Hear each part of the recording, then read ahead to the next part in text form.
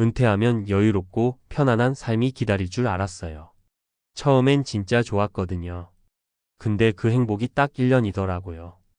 60대 중반의 박정수 가명 씨는 평생을 한 대기업에서 일했습니다. 부장으로 퇴직했고 퇴직금도 나름대로 받았고 연금도 꼬박꼬박 들어왔습니다.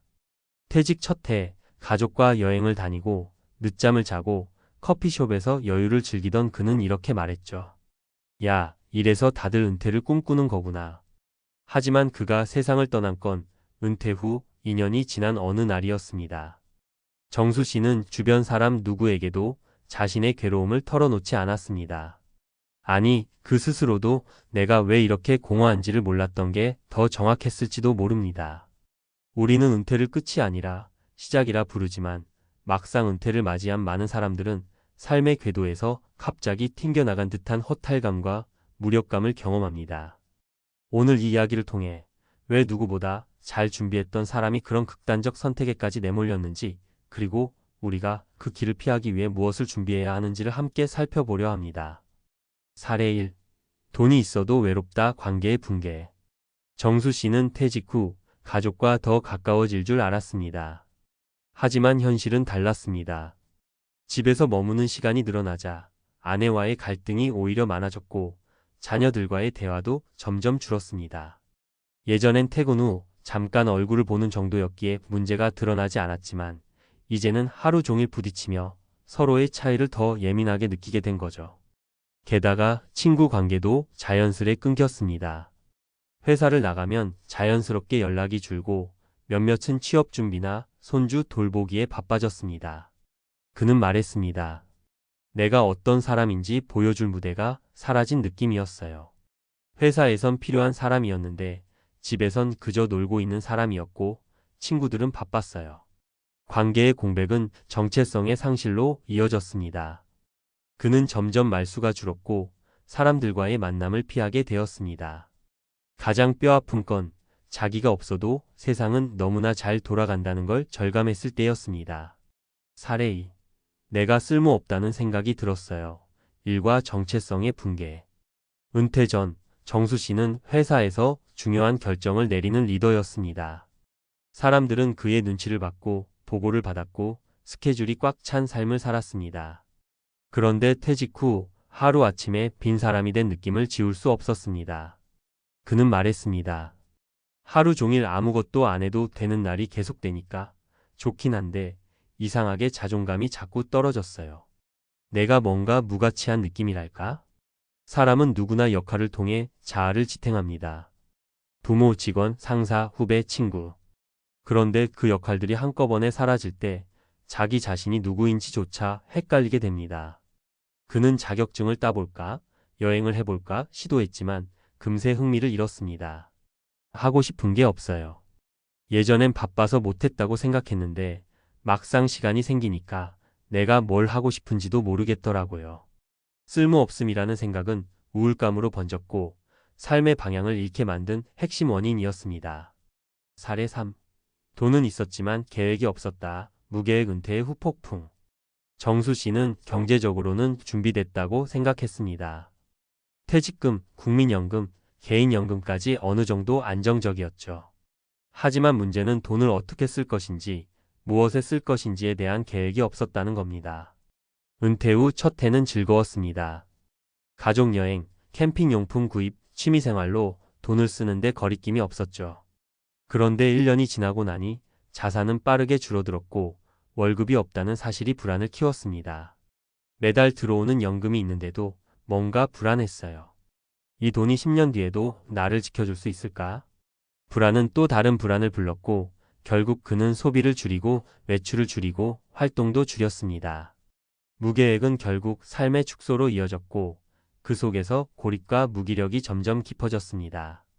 은퇴 후 삶, 슬기롭게 준비하려면 정수 씨의 사례처럼 돈이 있다고 안심할 수 없습니다. 아래 세 가지는 은퇴 준비에서 절대 놓치면 안 되는 핵심입니다. 관계 유지와 재구성. 은퇴하면 인간관계가 끊기기 쉽습니다. 새로운 커뮤니티에 속하거나 동호회 봉사활동 등을 통해 새로운 만남을 유지해야 합니다. 외로움은 은퇴 후 가장 큰 적입니다. 역할 찾기와 자존감 회복. 사람은 누구나 쓸모 있는 존재이고 싶어 합니다. 퇴직 후에도 할 수 있는 일, 사회적 기여를 찾아야 자존감을 지킬 수 있습니다. 하루 1시간이라도 의미 있는 일을 만들면 큰 변화가 생깁니다. 경제적 여유보다 지출 계획. 가진 돈보다 중요한 건 돈을 어떻게 쓸 것인지에 대한 전략입니다. 단순히 아끼는 게 아니라 자신을 위한 소비, 건강과 관계를 위한 지출이 필요합니다. 마무리하며 정수 씨는 결코 준비가 부족했던 사람이 아닙니다. 돈도 있었고 경력도 있었고 주변 사람들에겐 모범적인 은퇴자였습니다. 하지만 그가 놓쳤던 건 삶의 의미였습니다. 은퇴란 단순히 회사를 떠나는 게 아닙니다. 나를 지탱하던 모든 기반에서 벗어나 새로운 삶의 구조를 다시 짜야 하는 두 번째 인생의 출발점입니다. 당신은 지금 어떤 은퇴를 꿈꾸고 있나요? 행복한 은퇴는 지금부터 차근차근 설계해야 다가오는 100세 시대를 슬기롭게 살아낼 수 있습니다. 정수 씨의 이야기가 우리 모두에게 작지만 중요한 경고가 되었으면 합니다. 은퇴 1년 차는 웃었지만 2년 뒤 그는 왜 극단적 선택을 했을까? 대한민국은 이제 100세 시대라는 새로운 전환점에 서 있습니다.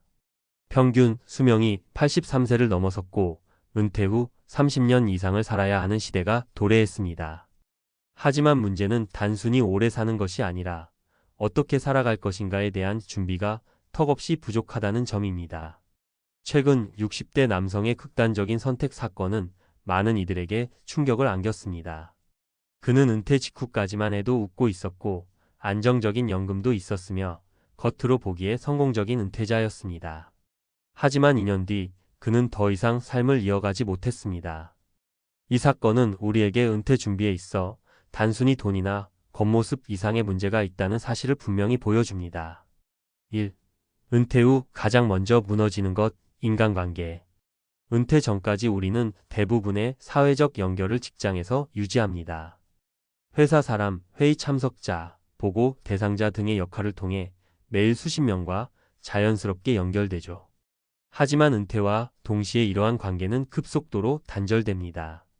특히 남성 은퇴자들은 친구나 사적 관계가 많지 않은 경우가 많아 사회적 고립의 위험이 매우 큽니다. 서울시 복지재단의 조사에 따르면 은퇴 후 3년 이내의 남성 중 절반 이상이 심각한 외로움을 느낀다고 응답했습니다.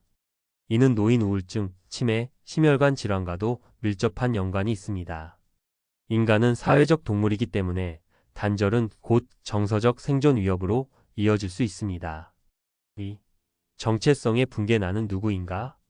심리학자 에릭 에릭슨은 노년기에 도달한 사람들이 겪는 가장 큰 과제를 자아통합대 절망이라고 말했습니다. 은퇴는 단순한 직업의 상실이 아니라 수십 년간 쌓아온 정체성의 해체를 의미합니다. 특히 직무 중심의 삶을 살아온 사람일수록 직장이 없는 나, 일이 없는 나에 대한 위기를 더 심각하게 느낍니다. 이로 인해 무력감, 우울증, 자존감 저하가 발생하게 되며 심한 경우 삶의 의미 자체를 상실하게 됩니다. 해결책은 간단하지 않지만 분명한 방향은 있습니다. 은퇴 이후에도 새로운 역할과 사회적 소속을 설계하는 것, 예컨대 봉사, 취미 모임, 소규모 창업 등은 나는 여전히 의미 있는 존재라는 감각을 지켜줍니다. 3. 은퇴 후 재정 불안. 돈보다 더 중요한 것. 많은 사람들은 은퇴 준비를 자산 중심으로 생각합니다. 퇴직금, 연금, 부동산, 금융자산 물론 중요합니다. 하지만 실제 은퇴자들의 만족도에 영향을 미치는 것은 소득의 절대 금액보다 현금 흐름의 안정성과 지출 통제 능력입니다. 한국보건사회연구원의 조사에 따르면 월 200만 원을 안정적으로 받는 은퇴자가 10억 자산을 가진 비정기 수입 은퇴자보다 삶의 만족도가 더 높다고 나옵니다. 이유는 명확합니다. 은퇴 후에는 자산이 줄어든다는 심리적 압박이 크게 작용하며 언제 끝날지 모르는 미래에 대한 불안이 커지기 때문입니다. 특히 계획 없이 놀듯이 쓰기 시작하면 12년 안에 예상보다 빠르게 자산이 고갈됩니다. 결국 다시 노동시장으로 밀려나거나 소비를 극단적으로 줄여 삶의 질이 크게 저하되는 경우가 많습니다. 해결을 위한 3가지 전문가 제언. 관계 설계는 재무 설계만큼 중요하다. 퇴직 전부터 사회적 연결망을 준비해야 합니다. 이는 단순히 친구를 만난다는 개념이 아니라 자신이 자주 찾을 수 있는 커뮤니티, 동호회, 자원봉사, 지역센터와의 연결을 말합니다. 특히 은퇴 직후 1년은 적응기이기 때문에 이 시기에 외로움과 단절을 막을 장치가 반드시 필요합니다. 역할 찾기는 은퇴 이후의 삶을 지탱하는 핵심 축. 심리학적 이론에 따르면 자기 효능감을 유지하는 사람일수록 건강한 노년을 보냅니다.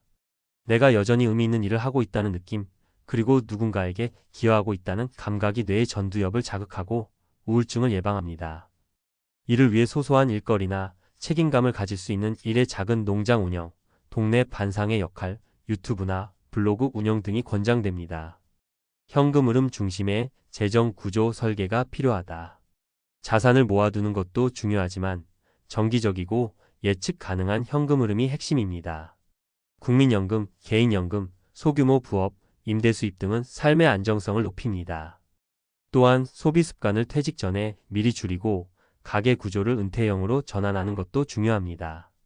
외식 줄이기, 고정비용 줄이기, 차보다는 대중교통 중심으로 전환 등 마무리하며 은퇴 후에도 웃으며 살기 위해선 단지 통장 잔고만으로는 충분하지 않습니다.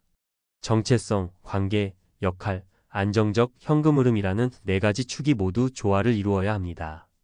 은퇴는 끝이 아니라 또 하나의 시작입니다. 하지만 준비 없이 맞이하면 그 시작은 낭떠러지일 수 있습니다. 나는 은퇴 후에도 나다운 삶을 살고 있는가? 라는 질문을 아직 준비 중인 지금부터 던져야 할 때입니다.